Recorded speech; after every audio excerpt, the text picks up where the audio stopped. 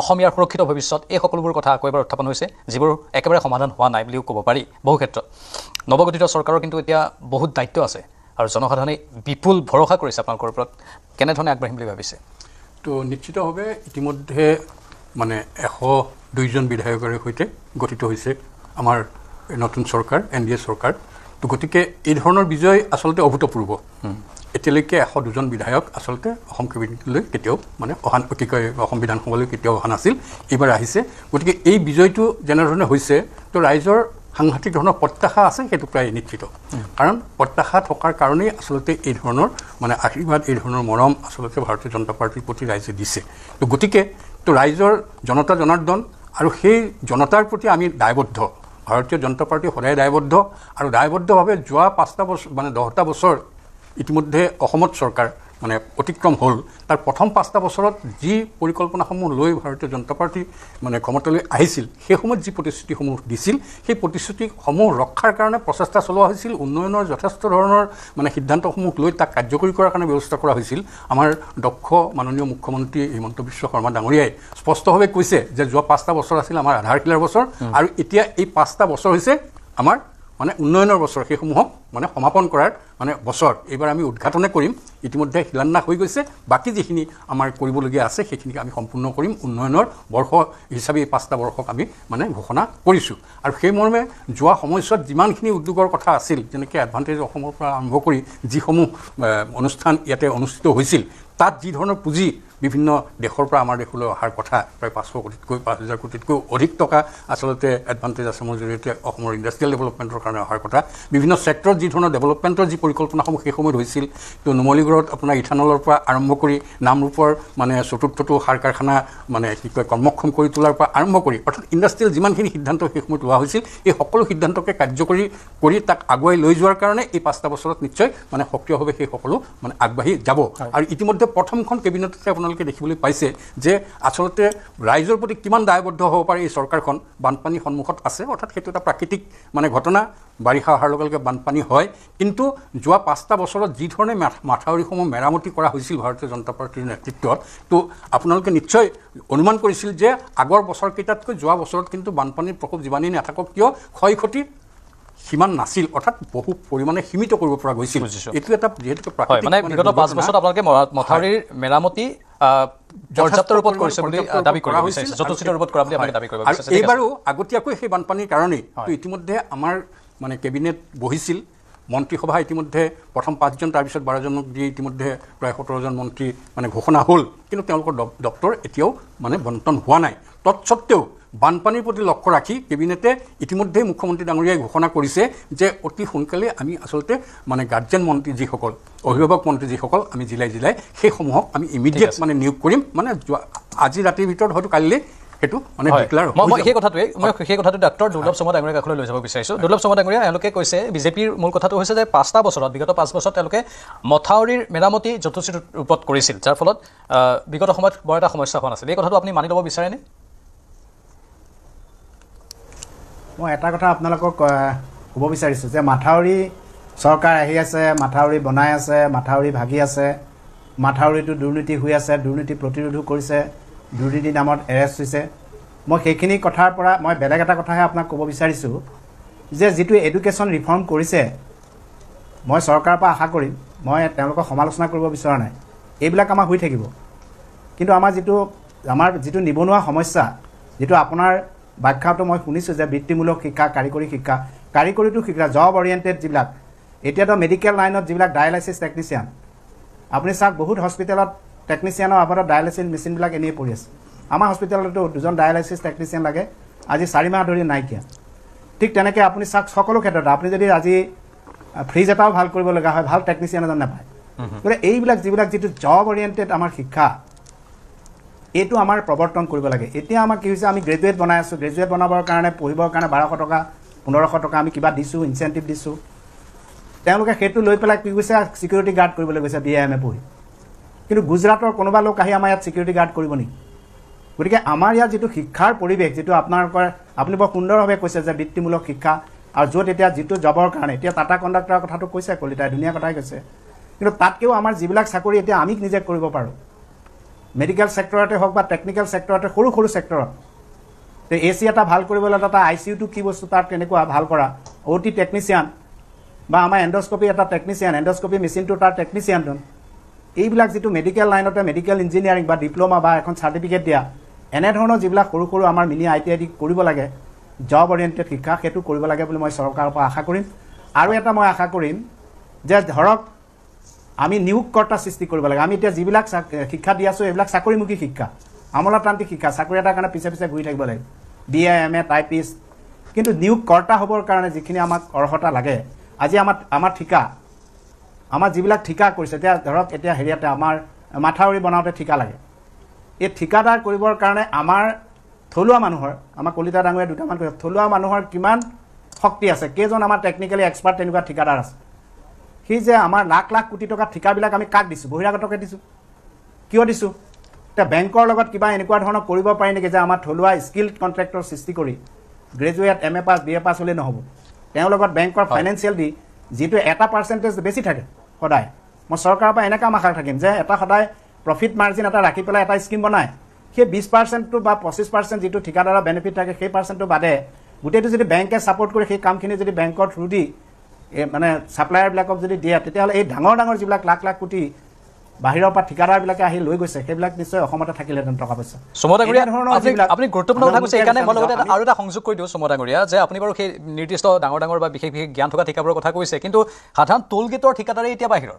যিবোৰ টোল গেট অসমত আছে সেই টোল গেটৰ ঠিকাদাৰবোৰেই এই তথাকথিত বাহিৰৰ একাংশ লোক সেইটো আপুনি হয়তো মন কৰিছে মানে চাওক আমি কিমান বাহিৰৰ একাংশ লোকৰ ওপৰত নিৰ্ভৰ কৰিবলগীয়া হৈ আছে বাহিৰৰ একাংশ লোকে আহি অসমৰ বিভিন্ন ব্যৱসায়িক ক্ষেত্ৰক নিজৰ দখললৈ নিবলৈ সক্ষম হৈছে অতি সেই বিষয়বোৰো গুৰুত্বপূৰ্ণ গোটেইখিনি আপুনি ওলাই যোৱাৰ লগে লগে চাইকেল মেকানিক দুটামান পাব আজিকালি চাইকেল মেকানিকো পাবলৈ নাই বাকী আপুনি ক'তো নাপায় মই ক'লো নহয় আপোনাক মেডিকেল লাইনতো একেবাৰে নাই ইঞ্জিনিয়াৰিং লাইনতো আমাৰ আপোনাৰ ঘৰখনতে চাব আমি সদায় এই ধৰণৰ শিক্ষা যদি বৃত্তিমূলক শিক্ষা নিশ্চয় নিশ্চয় আপুনি শুনি আছেনে আপুনি থাকক লাইনত আমি আকৌ কথা পাতিম এইখিনি বৰ গুৰুত্বপূৰ্ণ কথা আমি সেইকাৰণে ধৰণৰ যদি আমি বৃত্তিমূলক শিক্ষা বা যদি আমি নিয়োগকৰ্তা সৃষ্টিত আমাৰ কলিতা ডাঙৰীয়াই বিশ্লেষক কিতাপ কৈছে তেখেতসকলে অলপ যদি পলিচি চৰকাৰক দিয়ে আমি বেয়া নাপাম যে নিয়োগকৰ্তা যদি আমি সৃষ্টি কৰিব পাৰোঁ আমাৰ এজন নিয়োগকৰ্তা যদি হয় তেওঁৰ তলত 10জনে চাকৰি পাব তেনেধৰণৰ যদি নিয়োগকৰ্তাৰ কাৰণে আমি যদি স্পেচিয়েলি ট্ৰেইন আপ কৰে চৰকাৰে মই ভাবিম যে তেতিয়াহ'লে আমাৰ নিবনুৱা সমস্যা কিছু হ'লেও আমাৰ ইয়াত আমাৰ চববিলাক নিবনুৱাই বাহিৰলৈ যায় গতিকে চৰকাৰৰ পৰা মই সেই লাইনত সেই কথাটো মই ভাবিম আৰু দ্বিতীয়টো মই চৰকাৰখনৰ পৰা উন্নয়ন হোৱাৰ লগে লগে যে যেটা অসম চুক্তিটো ৰূপায়ণ নোহোৱাৰ কাৰণে যিটো মানসিক অশান্তি হৈছে যিটো ছ'চিয়েল আমাৰ ভাৰসাম্য অলপ ইফাল সিফাল হৈছে যে মানুহে আমাৰ কি হ'ব অসম চুক্তিখন আমাৰ কি 6 ক্লজটো আমাৰ কি হ'ব এই যিবিলাক এই কথাবিলাকো যাতে মই ভাবিম বা 6 জনগোষ্ঠীৰ জনজাতিকৰণ কি হ'ব এইবিলাকো এটা নিশ্চয় কৰি দিয়াটো ভাল কৰিব পাৰিলে বোলে কৰিলোঁ কৰিব নোৱাৰিলে নকৰিলোঁ এনেধৰণে আমি ভাতৃত্ববোধেৰে আগবাঢ়িবৰ কাৰণে চৰকাৰে কিছু পদক্ষেপ ল'ব বুলি মই আশাবাদী নিশ্চয় সমদাগৰ থাকিব আপুনি আমাৰ সৈতে মই এবাৰ পৃথ্বীৰাজ চাভা ডাঙৰীয়াৰ কাষলৈ যাব বিচাৰিছোঁ অসমক দেশৰ ভিতৰতে অন্যতম শক্তিশালী আৰু বিত্তবান ৰাজ্য হিচাপে গঢ়ি তোলাৰ কথা আপোনালোকে কৈ আছে কিন্তু সেই স্থানত অসম যাবলৈ যেন এতিয়াও বহুত দূৰ বাকী আছে NDAৰ বহুখিনি বাস্তৱমুখী পদক্ষেপৰ প্ৰয়োজন হ'ব যিটো আপোনালোকে এবাৰ এই নতুন কাৰ্যকালত কৰিম বুলিও কৈছে মূল পৰিকল্পনাবোৰ কেনেকুৱা এই ক্ষেত্ৰত আগবাঢ়ি যোৱাৰ বাবে অসমক এখন সঁচা অৰ্থত অন্যতম শক্তিশালী ৰাজ্য হিচাপে গঢ়ি তোলাৰ বাবে পৃথ্বীৰাজ চাভা ডাঙৰীয়া মই বেলেগৰ কথোপকথন শুনিলোঁ যে এখন দেশক বা এখন ৰাজ্যক যদি এখন উন্নত ৰাজ্য হিচাপে গঢ় দিব লাগে বা দেশখনক গঢ় দিব লাগে তেনেহ'লে তাত বহুত দিশ থাকে বহুত দিশ আমি শিক্ষাৰ ক্ষেত্ৰত শিক্ষা বুলি ক'লে সাধাৰণতে আমি যি বুজোঁ সাধাৰণ মানুহে আমি কওঁ যে BA BSc MA MSc MCom পাছ কৰা এই শিক্ষা বা ডাক্তৰ ইঞ্জিনিয়াৰ এই শিক্ষা ইত্যাদি শিক্ষা এই শিক্ষাটো আমাৰ এটা পৰ্যায়লৈকে থাকে এটা পৰিসৰৰ মাজত থাকে আৰু শিক্ষা বস্তুত এনেকুৱা এটা বস্তু শিক্ষাটো প্ৰেক্টিকেল হ'ব লাগিব মই এটা সাধাৰণ উদাহৰণ দিওঁ মই শিক্ষাৰ কথা নকওঁ এই শিক্ষাৰ কথা বাদ দি পেলাই যদি মই নন প্ৰেক্টিকেল নন ট্ৰেইনিং আমি ট্ৰেইনিঙৰ কথা কৈছোঁ AI কথা কৈছোঁ অমুক কথা কৈছোঁ এইবিলাক কথা বাদ দি যদি আমি কওঁ অসমত যি আমাৰ মদৰ দোকান কিমান আছে কেইবা হাজাৰ মদৰ দোকান আছে শদিয়াৰ পৰা ধুবুৰীলৈকে ইফালে হাইলাকান্দি শ্ৰীভূমিলৈকে এই মদৰ দোকানৰ সন্মুখেদি যদি আমি অহা যোৱা কৰোঁ আপুনি দেখিব মদৰ দোকানৰ সন্মুখত প্ৰত্যেকখন মদৰ দোকানৰ সন্মুখত এখন বা দুখনকৈ চানাৱালাৰ দোকান আছে চানাৱালাৰ দোকান ক'ত অসমীয়া মানুহৰ অসমীয়া ল'ৰা ছোৱালী তাত চানাৰ দোকান দিছেনে গোটেই অসমীয়া মানুহটো তাত চানাৰ দোকান দিয়া নাই আৰু সেইটোতো ট্ৰেইনিঙো নালাগে তাতো কোনো ITI ট্ৰেইনিং নালাগে কোনো স্কিল ডেভেলপমেণ্টৰ ট্ৰেইনিং নালাগে, চানা বনাব লাগে, চানা বিক্ৰী কৰিব লাগে। এইটো হাজাৰ হাজাৰ টকা আমাৰ অসমৰ পৰা বাহিৰলৈ গৈ আছে। মই অনুৰোধ কৰিম দুটা কথাৰ কাৰণে। এটা কথা, আমাক টেকনিকেল ট্ৰেইনিং লাগে বা লাইট ভাল কৰা, টিভি ভাল কৰা, অন্যান্য যাৱতীয় যি ভাল কৰা আমাৰ ট্ৰেইনিং লাগে। কিন্তু এই ট্ৰেইনিংবিলাক দিব যাওঁতে এটা কথা জানিব লাগিব যে ITI যিটো কোৰ্চ আছে,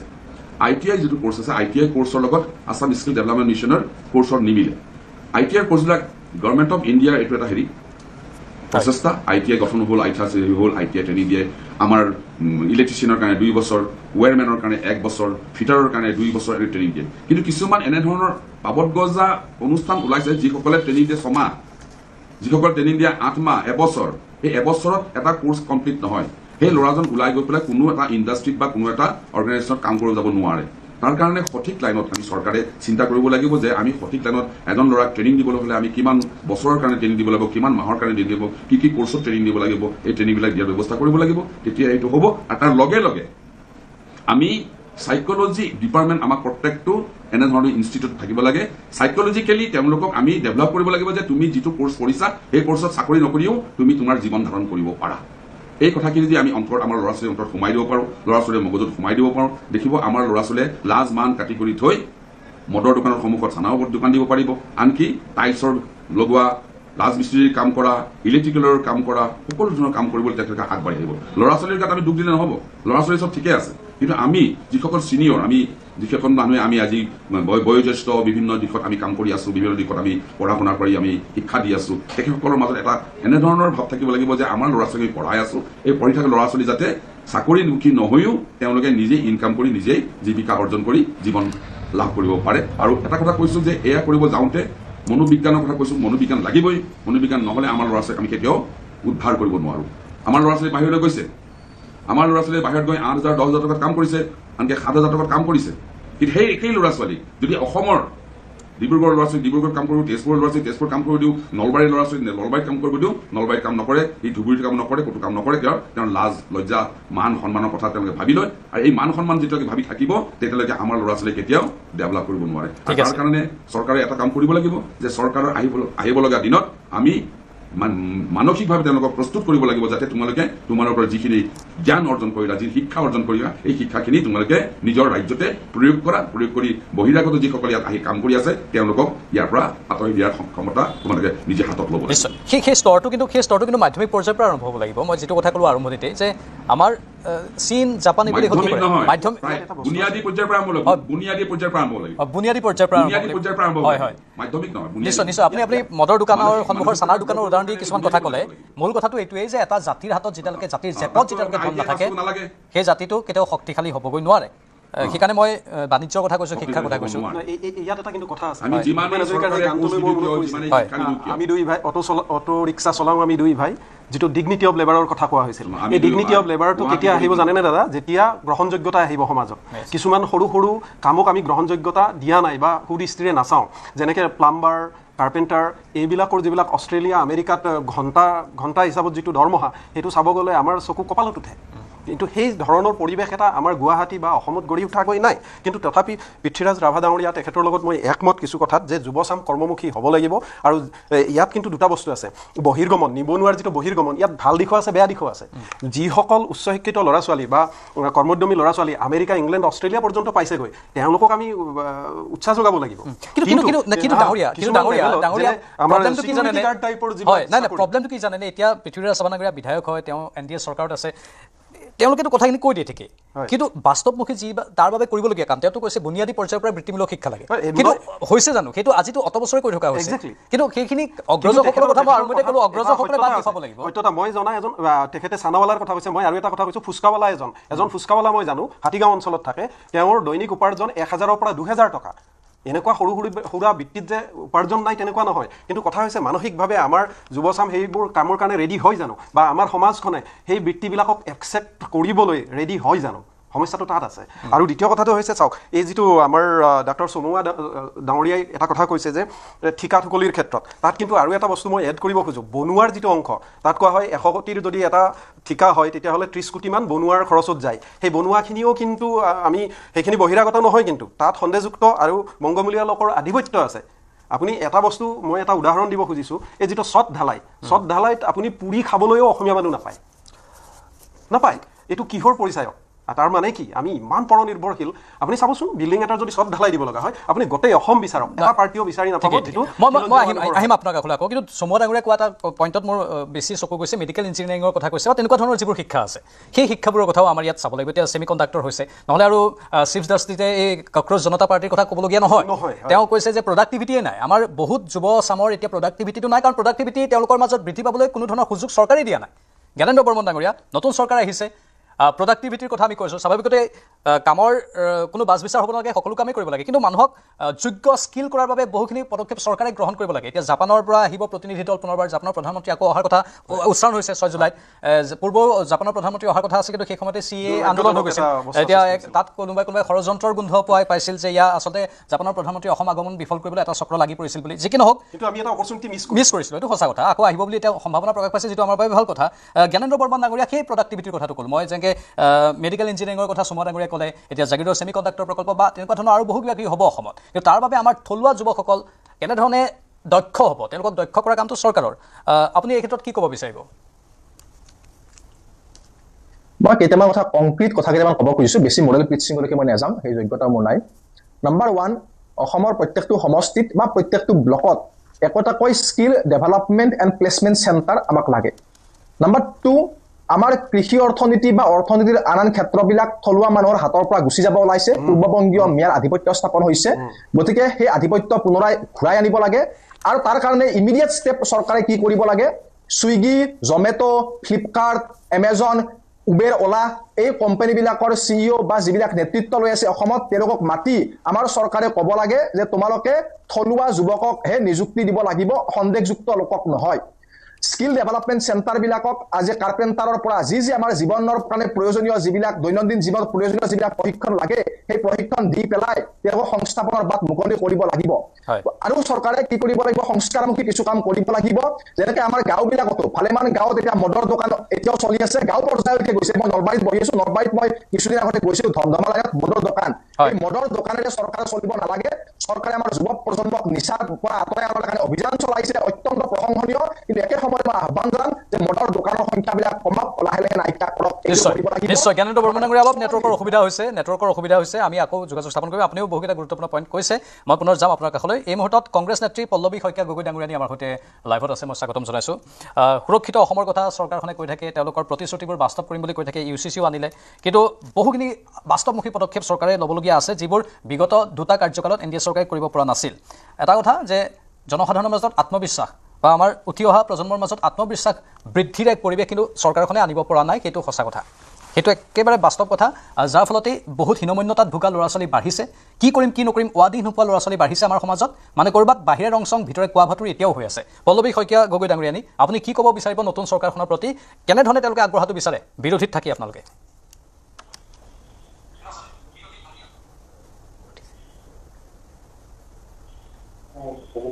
শুনি আছে আপুনি বাইদেউ শুনি আছে হয় আপোনাৰ মাতটো ফাটি আহিছে কোৱেশ্যনটো মই মানে ফাটি গৈছে হয় আপুনি নতুন চৰকাৰৰ প্ৰতি কি আহ্বান কি পৰামৰ্শ আগবঢ়াব বিচাৰিব পল্লৱী শইকীয়া গগৈ ডাঙৰীয়ানী হয় মই আপোনালোকৰ অলপ ডিছকানেক্ট হৈ আছিলে মানে মাতটো ফাটি আহিছে মই নিজৰ ফালৰ পৰাই যিটো কুৱেশ্যন সুধিছে আপোনালোকে মই সেইটো উত্তৰটো দিছোঁ নতুন চৰকাৰখন গঠন হৈছে মই শুভেচ্ছা জ্ঞাপন কৰিছোঁ ভাল হওক আমাৰ অসমখন উন্নতি হওক আগুৱাই যাওক সেইটোৱে মই বিৰোধী হ'লেও সেইটোৱে বিচাৰোঁ অসমৰ উন্নয়ন হোৱাটোৱে বিচাৰোঁ কিন্তু এটা কথা মই ক'ব বিচাৰিম যে সদায় আমি অনবৰতে মিয়া এই শব্দটো শুনি থাকোঁ এতিয়াও অলপতে মই শুনি আছোঁ সাক্ষাৎ এই অনুষ্ঠানটোত যদি মিয়া বা বাংলাদেশী আছে এইটো এটাই ৰাজনৈতিক ইছ্যু নকৰি এই যিখিনি বাংলাদেশী আছে বা বিদেশী আছে এইখিনি খেদি পঠিয়ালে চৰকাৰখনে যদি খেদি পঠিয়াব পাৰে এটা আপত্তি কি আছে আমিও বিচাৰোঁ বিৰোধীত থাকিও আমি এটাই বিচাৰোঁ যে যদি মিয়া চিঞৰি থাকিব নিৰ্বাচন আহিব সদায় মিয়া শব্দটি ইউজ কৰিব কেৱল ৰাজনৈতিক এটা মুনাফা আদায় কৰিবৰ কাৰণে যে মিয়া শব্দটো ব্যৱহাৰ কৰা হয় আমাৰ এনেকুৱা লাগে মই বিৰোধী হিচাপে ৰাজ্য চৰকাৰক নতুন চৰকাৰখনক আহ্বান কৰিম যদি বাংলাদেশী ইয়াত আছে চিনাক্তকৰণ কৰি খেদি পঠিয়াওক সেইটোৱে তেওঁলোকৰ এটা শক্তিশালী ভূমিকা পালন কৰক আৰু আমি বিৰোধীও তেওঁলোকক সহায় কৰিম অনবৰতে মিয়া কথা কৈ থাকে আৰু এজন উপৰোক্ত বক্তাই মই থুলমূলকৈ শুনিছোঁ যিহেতু মোৰ মাতটো ফাটি আছে ষ্টুডিঅ'ৰ পৰা আহোঁতে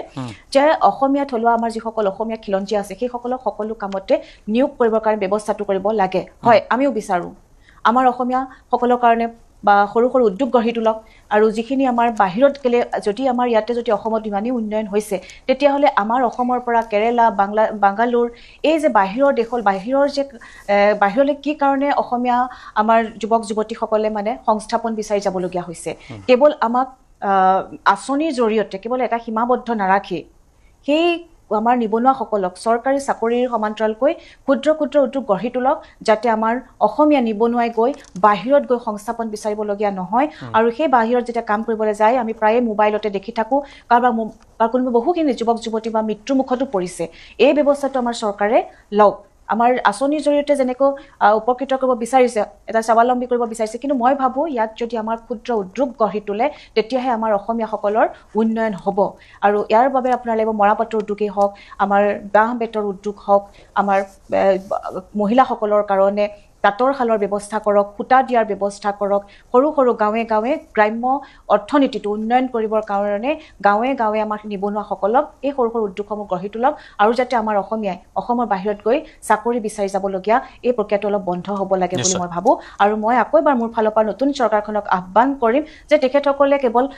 ঢাক ঢোল নবজায় গাঁৱৰ ভিতৰৰ যিবোৰ সৰু সুৰা ৰাস্তা আছে আমাৰ সেই ৰাস্তাখিনি উন্নয়ন কৰক আৰু যিটো মূল্য বৃদ্ধি হৈছে সেই মূল্য বৃদ্ধিৰ হকে চৰকাৰখনে এটা উচিত ব্যৱস্থা গ্ৰহণ কৰক নহ'লে এটা শ্ৰেণীয়ে এটা চামে কেৱল আঁচনিৰ জড়িত পাই থাকিব আৰু এটা চামে অকল কি কৰিব লাগিব এই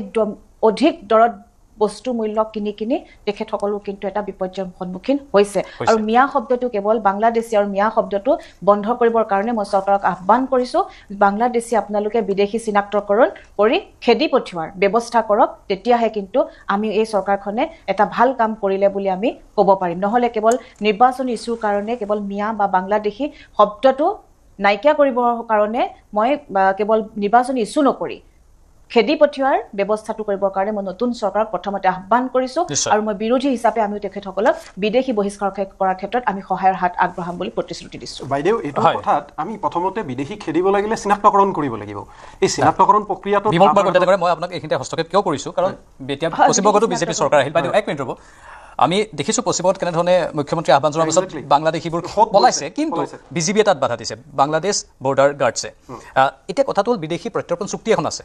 তাক কাৰ্যকৰী নকৰাকৈ কেৱল বৰ্ডাৰেদি বাংলাদেশী খেদি দিলেতো আন এখন দেশে গ্ৰহণ নকৰিব আৰু তাত সেইটোৱে এতিয়া চৰকাৰখনৰ মূল দায়িত্ব হৈছে যে বাংলাদেশী খেদিব যদি লাগে সেই চুক্তিখন ভালদৰে কাৰ্যকৰী কৰি ল'ব লাগিব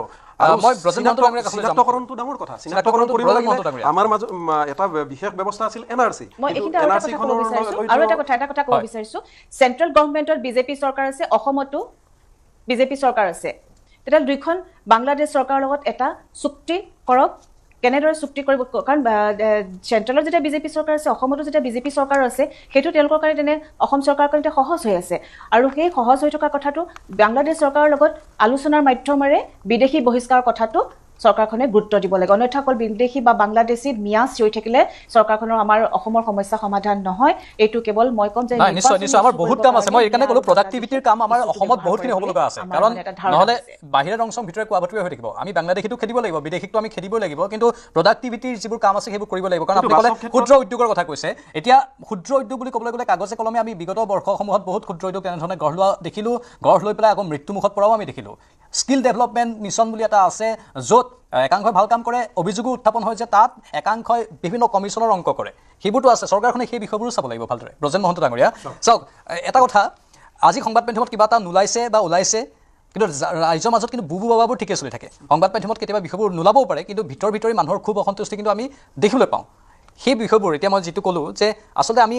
সক্ৰিয় ৰূপত বাস্তৱমুখী কামবোৰ কৰিব লাগিব বেছি কথা কোৱাতকৈ আপোনালোকেতো কৈছে এইবাৰ কথা কম কাম বেছি কৰিম নাই সেইটোতো ইতিমধ্যে আচলতে কেন্দ্ৰত যশস্বী প্ৰধানমন্ত্ৰী নৰেন্দ্ৰ মোদী ডাঙৰীয়াৰ যি মানে কৰ্মস্পৃহা তো সেইটোৰ কাৰণেই আচলতে অসমৰ উন্নয়ন আজি ৰাহুল গান্ধীয়ে যিমানেই যি নকওক কিয় যে অৰ্থনৈতিকভাৱে আজি সাংঘাতিকভাৱে দুৰ্বল হৈ গৈছে ভাৰতবৰ্ষ ইটো সিটো কিন্তু ইতিমধ্যে আপোনালোকে জানে বোধহয় ministry of statistics and programme ইমপ্লিমেণ্টেশ্যনৰ প্ৰতিবেদনত যিটো বস্তু প্ৰকাশ পাইছে সেইটোত আপোনাৰ এনেকুৱা ধৰণৰ তথ্য ইতিমধ্যে আমাৰ সন্মুখলৈ আহিছে য'ত 2025-26 বৰ্ষত ভাৰতবৰ্ষৰ আৰ্থিক বিকাশ এতিয়া মানে বৰ্তমান হৈছে আপোনাৰ 7.7। ঠিক একেধৰণে আমেৰিকাৰ দৰে দেশৰ আৰ্থিক বৃদ্ধি কিন্তু 2.30% সীমাবদ্ধ হৈ আছে বা চীনৰ 4.9% সীমাবদ্ধ হৈ আছে। যিটো সময়ত চীনৰ ডেভেলপমেণ্ট হৈছে 4.9% আৰু আৰ্থিক বৃদ্ধি আপোনাৰ আমেৰিকাৰ হৈছে 2.30% মানে শতাংশ, সেইটো সময়ত কিন্তু ভাৰতবৰ্ষ 7.7। সেইটো আমি অস্বীকাৰ কৰা নাই, আমি অস্বীকাৰ কৰা নাই। কিন্তু এতিয়া যিটো মূল্যবৃদ্ধি হৈছে বৰ্তমান সময়ত, মই অৰ্থনৈতিক বাৰু গোটেই বিশ্বতে এক সংকটে দেখা দিছে সেইটো মানিছোঁ, কিন্তু মানুহে যে মূল্যবৃদ্ধি বা যিবোৰ বস্তুৰ দাম বাঢ়িছে বা জীৱন ধাৰণৰ প্ৰণালীবোৰ ইমান বেছি বাঢ়ি গৈছে, স্বাস্থ্যৰ ক্ষেত্ৰত শিক্ষাৰ ক্ষেত্ৰত ইমান বেছি খৰচ কৰিব লগা হৈছে, সেইবোৰ কৰিবলৈ যাওঁতে হতাশ হ'বলগীয়া এক পৰিস্থিতি হৈছে। আপুনি কৈছে উন্নয়নৰ সামগ্ৰীৰ ছবিখন বিশ্বৰ আন দেশতকৈ বহুত ভাল, 7.7% ভাৰতৰ, কিন্তু এই কামবোৰ কৰিবলৈ যাওঁতে স্বাস্থ্য শিক্ষাৰ সুবিধাখিনি ল'বলৈ যাওঁতে মানুহে যে জেপৰ ধন অধিক খৰচ কৰিবলগীয়া হৈছে, সেইবোৰতো কল্যাণকামী চৰকাৰখনৰ দায়িত্ব যাতে মানুহে সেইবোৰ বিষয়ত কমচে কম হতাশাত নুভুগক। সেইবোৰ কিন্তু হোৱা নাই বাস্তৱ ৰূপত, মানুহে এনেধৰণে ক'বলৈ এতিয়া বাধ্য হৈছে। আপোনালোকে ভাল কাম কৰি আছে, বিজেপি চৰকাৰে বহু ক্ষেত্ৰত এক পজিটিভ পৰিৱেশ আনিছে, সেইখিনিক কোনেও অস্বীকাৰ কৰা নাই, কিন্তু এই বিষয়বস্তুবোৰত মানুহৰ ক'ৰবাত হতাশা আছে না। মূল্যবৃদ্ধিৰ এটা বিশেষ পৰিস্থিতিত আচলতে মূল্যবৃদ্ধিটো সেইটো অস্বীকাৰ মই কৰা নাই যে এটা মূল্যবৃদ্ধি হোৱা নাই, হয় এটা আকাশলংঘী মূল্যবৃদ্ধি হৈছে, আৰু সেই মূল্যবৃদ্ধিটো কি কাৰণ হৈছে কি কথা সেইটো ভাৰতবৰ্ষৰ ৰাইজে বা অসমবাসী ৰাইজেও একেবাৰে নুবুজাকৈ থকা নাই। এটা যুদ্ধকালীন পৰিৱেশ পৰিস্থিতিৰ কাৰণেই যে আজি এনেধৰণৰ খাৰুৱা তেলৰ দাম বৃদ্ধি হোৱাৰ লগে লগে আৰু তেলৰ দাম যেতিয়াই বৃদ্ধি হয় এই 2-3 মাহৰ কথা কোৱা নাই মহন্ত ডাঙৰীয়া, মই ব্ৰেক ল'ব লাগিব। এই 2-3 মাহৰ কথা কোৱা নাই, মই সামগ্ৰিকভাৱে আজি কেইবা বছৰৰ পৰা হৈ থকা ঘটনা পৰিঘটনা মই সেই কথাটোৱে কৈছোঁ যে মানে চাওক এই 2-3 মাহ বাৰু আৰ্থিক বিপৰ্যয় হৈছে, এইটো বেলেগ কথা, কিন্তু মানুহে চাওক এটা কথা যে মানুহৰ মাজত এটা আত্মবিশ্বাসটো আহিব লাগিব। মই আত্মবিশ্বাস আছে, মই এই কথাটোৱে কৈছোঁ। আপুনি যিটো কথা ক'ব বিচাৰিছে যে অসমবাসী ৰাইজৰ মাজত সেই আত্মবিশ্বাস হেৰাই গৈছে, যদি হেৰাই গ'লহেঁতেন 100-200 চিটত ভাৰতীয় জনতা পাৰ্টি বিজয়ী নহ'লেহেঁতেন। মূল্যবৃদ্ধিৰ একেবাৰে তুংগত চলি থকা সময়তো কিন্তু ৰাইজে ভাৰতীয় জনতা পাৰ্টিক ক্ষমতাত অধিষ্ঠিত কৰাইছে, কাৰণ এই আস্থা আৰু এই বিশ্বাস ভাৰতীয় জনতা পাৰ্টিৰ ওপৰত আছে যে বিশেষ এটা পৰিস্থিতিত এনেধৰণে মূল্যবৃদ্ধি হৈ আছে, সেইটো হ্ৰাসৰ কাৰণে প্ৰচেষ্টা এই চৰকাৰে চলাইছে বা এটা সময়ত সেইটো সফল কাম মানে হ'ব, সেই আস্থাটো ৰাখিছে কাৰণেই আচলতে এনেকুৱা ধৰণৰ আকাশলংঘী মূল্যবৃদ্ধিৰ সময়তো কিন্তু ভাৰতীয় জনতা পাৰ্টিক ক্ষমতাত অধিষ্ঠিত কৰাইছে। এইটো হৈছে মানে প্ৰথম কথা। আৰু দ্বিতীয় কথাটো হৈছে পৰ্যায়ক্ৰমে সেই সমস্যাবোৰ সমাধানৰ কাৰণে আপুনি কৈছে যে পূৰ্বতেও মূল্যবৃদ্ধি হৈছিল, আজি তাৰিখতো হৈছে, কিন্তু মূল্যবৃদ্ধিটো মানে তুলনামূলকভাৱেতো সেইটো আগবাঢ়ি গৈ থাকে। তো এটা সময়ত আপোনাৰ চাউলৰ দাম য'ত আপোনাৰ 2 টকা আছিল, আজি সেই জেগাটো 60 টকা হৈছে। মানুহৰ ইনকাম তেনেধৰণে বাঢ়িছে নাই, মানুহৰ এতিয়া ব্যক্তিগত কোম্পানীত কাম কৰা মানুহ বেছি, তেওঁলোকৰ দৰমহা কিমান বাঢ়িছে সেইবোৰ চাব লাগিব। এতিয়া ধৰক আজি তাৰিখতে আমাৰ নতুন কেবিনেট আপোনালোকে বাৰু এতিয়া ৰাজ্য চৰকাৰ কৰ্মচাৰীসকলৰ বাবে ৰাজ্য চৰকাৰ কৰ্মচাৰীসকলৰ বাবে আপোনালোকে 2% বৃদ্ধি কৰি দিলে, সাধাৰণ শ্ৰেণীৰ কি হ'ব? সাধাৰণ শ্ৰেণী উন্নয়ন, মই সেইটো ক্ষেত্ৰতে কৈছোঁ, উৎপাদন বা ইনকাম মই কৈছোঁ আপোনাক, কৃষকৰ ইনকম বৃদ্ধিৰ কাৰণে ইতিমধ্যে MSP যিটো নিৰ্ধাৰণ কৰিছে অসম চৰকাৰে, সেইটো কাৰণে কৃষি উৎপাদনো কিন্তু বৃদ্ধি হৈছে তুলনামূলকভাৱে যোৱা বছৰবিলাকৰ তুলনাত, যিহেতুকে এতিয়া 2225 টকাকৈ আচলতে পাৰ কুইণ্টেল ইতিমধ্যে নিৰ্ধাৰণ কৰা হৈছে। সেই ৰেটটো কেতিয়াও পোৱা নাছিল খেতিয়কে, গতিকে খেতিয়কে এতিয়া সৰিয়হৰ মূল্য সেইধৰণে নিৰ্ধাৰণ হৈ আছে, সেইধৰণে মানে কি কয় ধানৰ দাম। অসমত কৃষক কিমান বাঢ়িছে, অসমত কৃষক কিমান বাঢ়িছে সেইটো চাব লাগিব। কিমানে কৃষি শিক্ষা বিষয়টোৰ ওপৰত আমি আলোচনা কৰিছিলোঁ, আচলতে যিটো এটা প্ৰেক্টিকেল শিক্ষা আচলতে নাছিল, এটা কৰ্মবিমুখ চাকৰিমুখী এটা শিক্ষা ব্যৱস্থা, অথচ ইয়াতে চাকৰি তেনেধৰণৰ নাই। এই ধৰণৰ এটা সেই ব্ৰিটিছৰ দিনৰ পৰা চলি থকা শিক্ষা ব্যৱস্থাই কিন্তু আমাৰ বাইদেৱে বা আমাৰ ডাঙৰীয়াও ক'লে, চমুৱা ডাঙৰীয়াও, যে এই ধৰণৰ নতুন শিক্ষানীতি হ'ব লাগে। প্ৰায় 60-65 বছৰ কংগ্ৰেছেই শাসন কৰিছিল, কিন্তু সেই সময়ছোৱাত এই শিক্ষা ব্যৱস্থাৰ কোনো পৰিৱৰ্তনৰ কাৰণে তেওঁলোকে প্ৰশ্ন সেইকাৰণে মই কৈছোঁ যে এতিয়া এটা নিউ এডুকেশ্যন পলিচি ইতিমধ্যে মানে বিজেপি চৰকাৰে লৈছে, যিটোত মানে কৰ্মদক্ষতা বঢ়োৱাৰ কাৰণে মানে কি কয় দক্ষ গঢ়ি তোলাৰ কাৰণে আচলতে দক্ষ বিকাশৰ বিভিন্ন ধৰণৰ কি কয় কাৰ্যসূচীসমূহ মানে ইতিমধ্যে পাঠ্যক্ৰমৰ লগত ধৰণৰ কাৰিকৰী শিক্ষাত যাতে হেৰি হ'ব পাৰে, পাব পাৰে। মই একেটা সময়তে কৃষি খণ্ডৰ কথাও আপোনাক আহিম, বিৰতিৰ পাছত এই কথাখিনি আলোচনা কৰিম। এইখিনিতে চমু বাণিজ্যিক বিৰতি লৈছোঁ, উভতি আহিম। স্বাগতম। নতুন চৰকাৰৰ ওপৰত সকলোৰে আশা প্ৰত্যাশাৰ কথা আমি বিৰতিৰ পূৰ্বে কৈ আছিলোঁ। এতিয়া বহুত গধুৰ দায়িত্ব আছে, গধুৰ দায়িত্ব এতিয়া চৰকাৰখনে কেনেধৰণে আগবঢ়াই নিয়ে, জনসাধাৰণৰ এই আশাবোৰক কেনেধৰণে বাস্তৱ ৰূপত তুলি ধৰে, সেয়া হ'ব লক্ষণীয়। আমি ইতিমধ্যে শিক্ষাৰ কথা ক'লোঁ, আমি বাণিজ্যৰ কথা ক'লোঁ, বিভিন্ন বিষয়ে আলোচনা কৰিলোঁ বিৰতিৰ পূৰ্বে। এইবাৰ অলপ TFR কথা আমি পাতিব বিচাৰিছোঁ। মই ডক্টৰ বিমল কুমাৰ কলিতা ডাঙৰীয়া, টোটেল ফাৰ্টিলিটি ৰেটৰ লৈ বহুতখিনি কথা আহিছে। এটা সময়ত অসমৰ জনগাঁথনি এই প্ৰজনন হাৰৰ ফলত কি হ'বগৈ পাৰে, সেই বিষয়টো আলোচনা হৈছে। এতিয়া আমি জৰুৰী আৰু কিছুমান কথা ক'বলৈ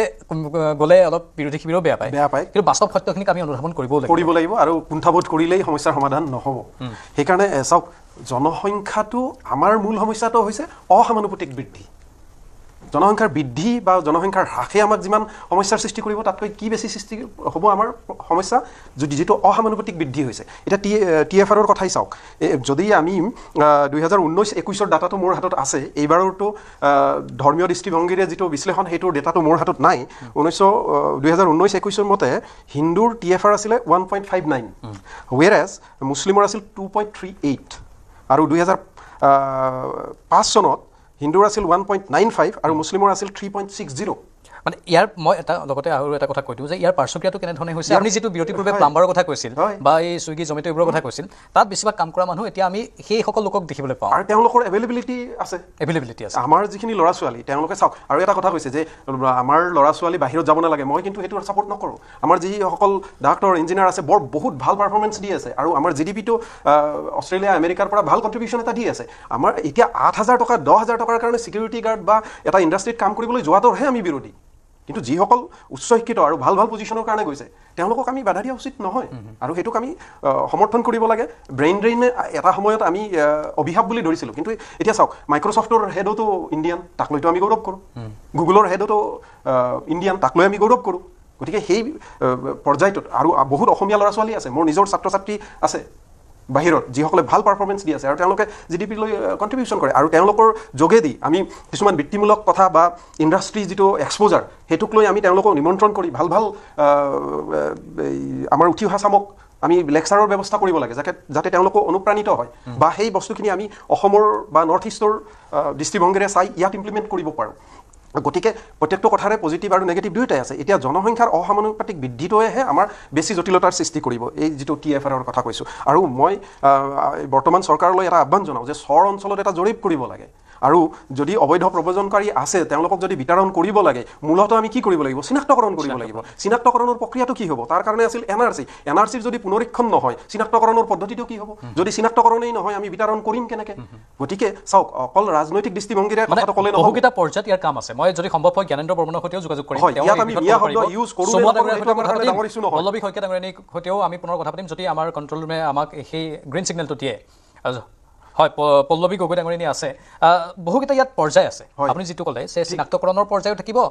লগতে ক'ৰবাত সংশোধনীৰ বিশেষ পৰ্যায়ো থাকিব, আৰু বিতৰণৰ বাবে প্ৰত্যৰ্পণ চুক্তি লাগিব। কিন্তু সেইটো পিছত আহিব নহয়,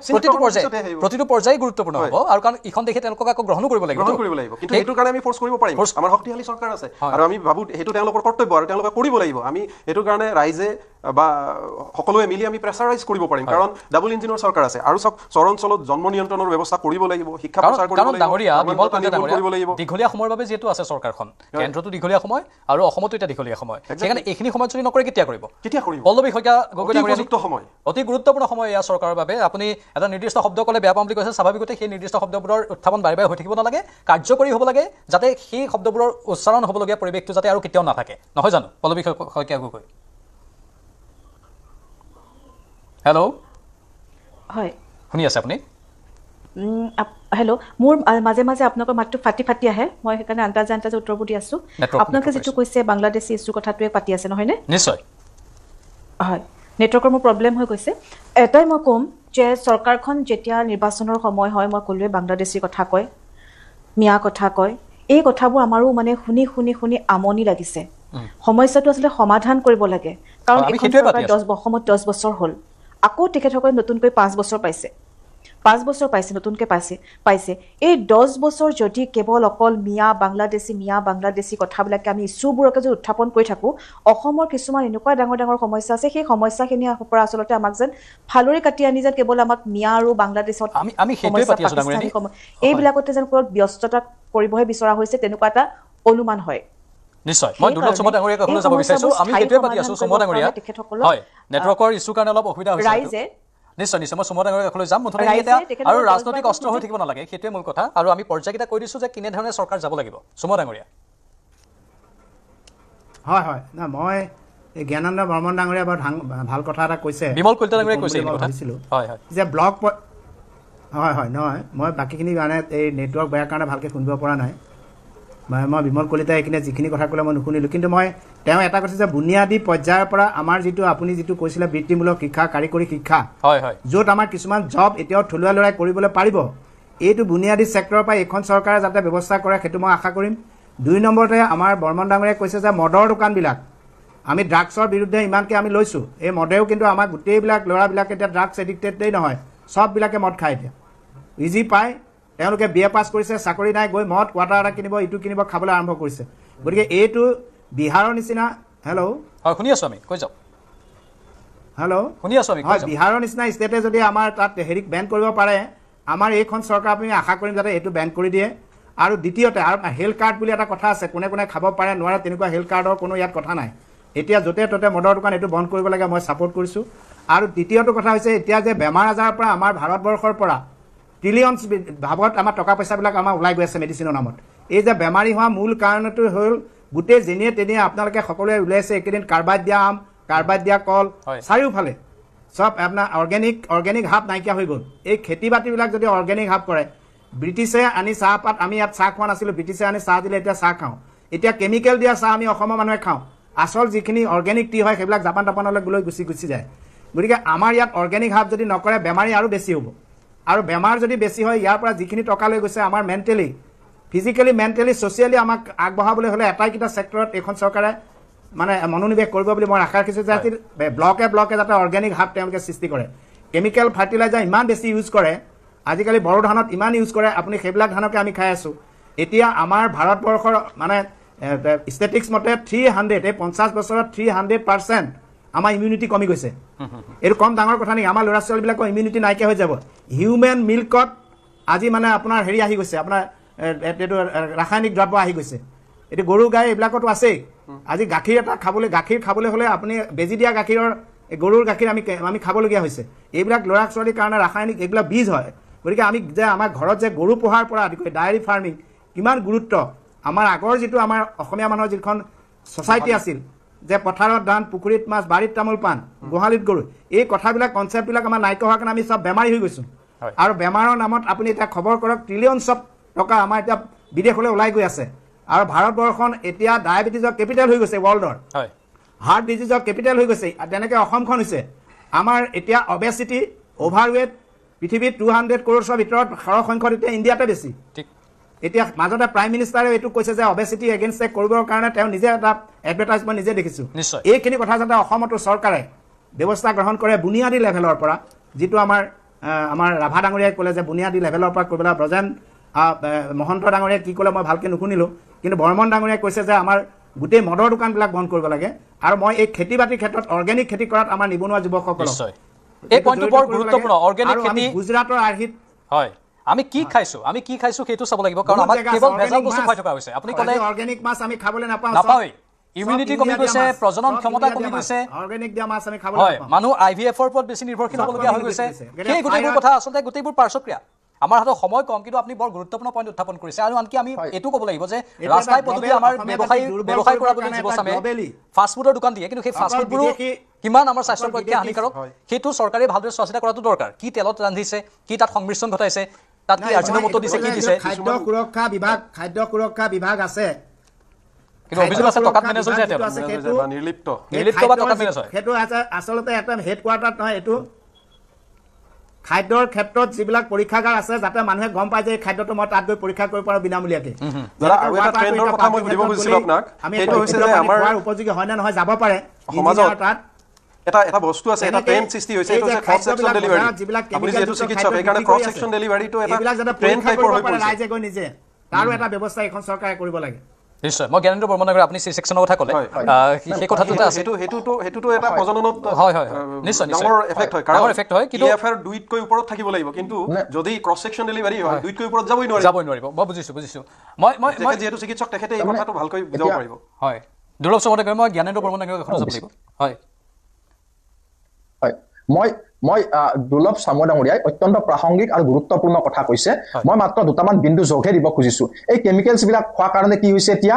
ৰাসায়নিক দ্ৰব্যযুক্ত খাদ্য খোৱাৰ কাৰণে মহিলাবিলাকৰ গৰ্ভত চিজ হয় এনেকুৱা অজস্ৰ কেছ হৈছে এতিয়া সন্তান উৎপাদনৰ হাৰ অসমত কমি গৈছে মই ইতিমধ্যে এই বিষয়ে বহুত বিস্তৃত লিখিছো কেনেকৈ যোৱা প্ৰায় 3টা দশক ধৰি অসমত থলুৱা মানুহৰ ফাৰ্টিলিটি 1.6 আৰু কিন্তু পূৰ্ববংগৰ বহুত বেছি আছে অসমানুপাতিক জনসংখ্যা বৃদ্ধি হৈছে আমাৰ সংখ্যা কমিবলৈ আৰম্ভ কৰিছে আৰু গাঁৱে চুবুৰীয়া এতিয়া কৰ্কট ৰোগী কেঞ্চাৰ এক মহামাৰী ধাৰণ কৰিছে অত্যন্ত ভয়াৱহ পৰিৱেশ মই আন এটা বিষয় উনুকিয়াব খুজিছোঁ অকণমান এই যিটো মিয়া বা এই বাংলাদেশী কথাটো উনুকিয়াইছে সন্মানীয় বাইদেউগৰাকীয়েও চাওক এই আগ্ৰাসনটো আমাৰ পৰা কেনেকুৱা হৈছে মই এটাই নলবাৰীত বহি আছো আজি মাধুৰ্য বৰ্মন এজন আমাৰ খিলঞ্জীয়া অসমীয়া সন্তান তেওঁৰ নিজৰ ভনীয়েকক সুৰক্ষা দিব যাওঁতে কেনেকৈ জেহাদী উগ্ৰপন্থীৰ ষ্টাইলত বৰ্বৰচিতভাৱে যি হত্যা কৰিলে অৰ্থাৎ নিজৰ ঘৰতে আজি খিলঞ্জীয়া অধ্যুষিত এই নলবাৰী জিলাত আজি অসমীয়া সুৰক্ষিত নহয় তেনেকুৱা এক পৰিৱেশ হৈছে এই প্ৰেক্ষাপটত আমাৰ কিছু আশংকা অস্তিত্বৰ আশংকা সেই আশংকাটো চৰকাৰে এড্ৰেছ কৰিব লাগিব আৰু ভেজালকৰণো জ্ঞানেন্দ্ৰ বৰ্মন ডাঙৰীয়া মই সময় কম থকাৰ বাবে দুখিত ক্ষমা বিচাৰিছোঁ আপোনাৰ ওচৰত আৰু ভেজালকৰণো বৰপেটা বা আন জিলাবোৰত একাংশ তেনেধৰণৰ ব্যক্তিয়ে কৰি আছে খাদ্য সামগ্ৰীৰ কথা কৈছোঁ আৰু যাৰ ফলত মানুহ পংগু হ'ব ধৰিছে মই আহিম কিন্তু পৰৱৰ্তী সময়ত আমি আকৌ এই বিষয়ে মই অনুষ্ঠানৰ বিদায় ল'ব লাগিব বেয়া নাপাব কাৰণ আমাৰ সময় সমাপ্ত হৈছে কিন্তু চৰকাৰৰ কৰণীয় বহুত আছে নতুন চৰকাৰৰ এই বিষয়বস্তুবোৰৰ ওপৰতো মই বিশেষকৈ ব্ৰজেন মহন্ত ডাঙৰীয়া অনুৰোধ জনাইছোঁ মুখ্যমন্ত্ৰীৰ কাষলৈ এই বিষয়বোৰ যাতে লৈ যায় কাৰণ চাওক ভেজালকৰণ সকলোতে হৈ আছে আৰু আমি পংগু হ'বলৈ ধৰি আছোঁ লাহে লাহে ইয়াত বহুত সমস্যা আছে চৰকাৰখনে সেয়েহে সমস্যাসমূহ কেৱল মাত্ৰ যিহেতু আপোনালোকে প্ৰতিশ্ৰুতি দিছে মুখৰ কথাত আমি সীমাবদ্ধ নাৰাখোঁ হাতে কামে কৰিম এই বিষয়বস্তুবোৰো হাতে কামে আপোনালোকে কৰক বুলি আমি আশা কৰিছোঁ আৰু আজিৰ অনুষ্ঠানৰ পৰা বিদায় লৈছোঁ